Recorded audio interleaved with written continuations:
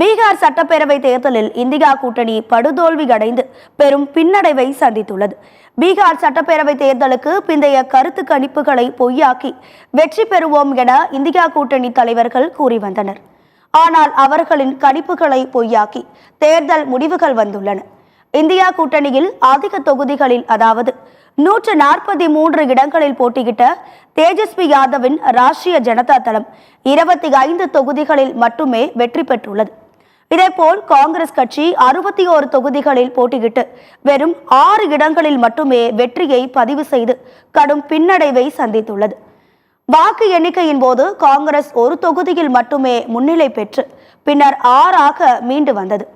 20 தொகுதிகளில் போட்டியிட்ட மார்க்சிஸ்ட் கட்சி 2 தொகுதிகளிலும், 4 தொகுதிகளில் போட்டியிட்ட மார்க்சிஸ்ட் கம்யூனிஸ்ட் கட்சி ஒரு இடத்திலும் வெற்றி பெற்றன. இந்த கூட்டணியில் இடம்பெற்றுள்ள ஐஐபி கட்சி ஒரு தொகுதியில் வென்றதன் மூலம் இந்தியா கூட்டணி 35 இடங்களில் மட்டுமே வெற்றி பெற்று பெரும் பின்னடைவை சந்தித்துள்ளது.